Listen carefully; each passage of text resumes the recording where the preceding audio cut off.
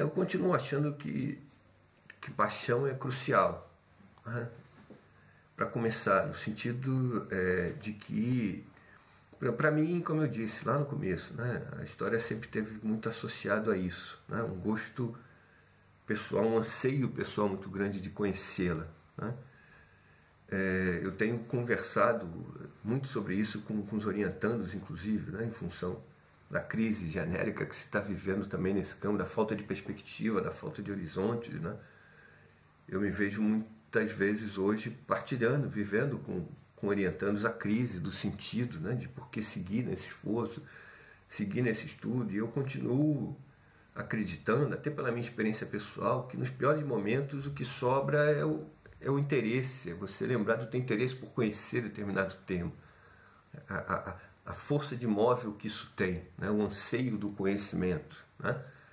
E do conhecimento objetivo, específico, do conhecimento mobilizador, do conhecimento instrumentalizador, né? Na minha própria trajetória pessoal, as crises foram muitas, evidentes, né? O doutorado, quantas crises eu vivi, né? Me pegando, por exemplo, né? Refletindo sobre temáticas que me remetiam para o quinto, sexto, sétimo século, né?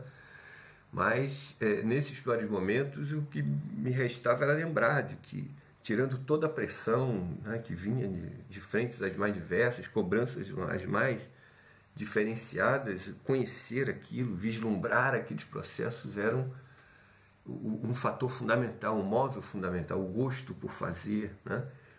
E o gosto por fazer uma história que, como eu disse, para mim não pode estar apartada do que é.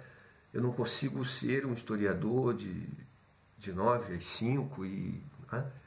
E não ter a minha vida cotidiana orientada por essa demanda, né, que é uma demanda prática, inclusive, de ação, de intervenção, né? Então, acho que continua a ser fundamental a paixão nesse sentido, né, mobilizador. E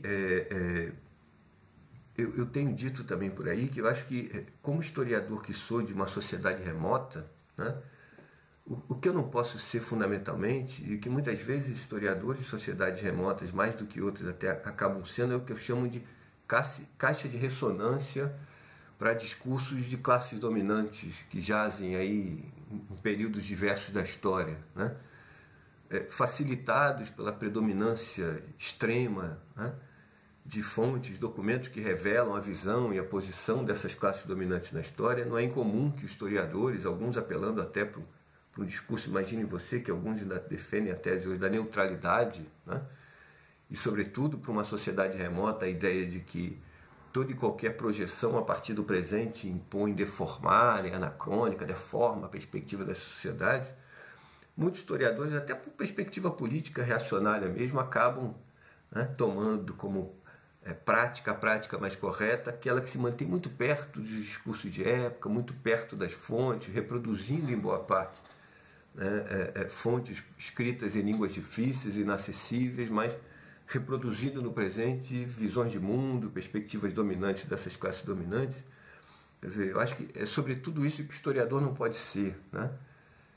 Contra um colega que disse uma vez, num evento em que eu participava, que o historiador tem que respeitar o passado. Ao contrário, o historiador tem que desrespeitar o passado, né? Os discursos dominantes acerca dele, né? As visões de mundo dominante projetadas a partir desses passados. Então eu pessoalmente acho que primeiro que faz sempre história, querendo ou não, a partir de uma certa inserção. É impossível, né, não realizar história a partir de uma inserção que se pretenda ter no próprio presente, né? E, portanto, faz história sempre com lado, a partir de perspectivas, né? Todo rigor é necessário, né? A observação de toda a metodologia, todos os mecanismos, né, que dão a disciplina, né, o seu esforço científico e tal, são fundamentais. Agora, é fundamental também a perspectiva na qual a gente se insere no próprio presente, né?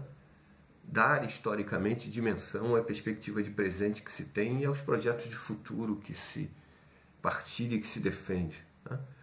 Então, fazer história com paixão é fazer história, a meu ver, também, sobretudo a partir da perspectiva dessa história do subalterno, né? dar dimensão histórica a essas vozes, né, a esses sussurros, muitas vezes, né, de lutas, de confronto, né, de sofrimento, mas de perspectiva de superação, que, ao meu ver, pontuam a história, que são, para mim, os ingredientes que mais me interessam e mais me mobilizam, né? Então, eu acho que não vejo a possibilidade de fazer história, não gostaria de me dedicar à prática de uma história que não tivesse esses ingredientes como ingredientes fundamentais, né?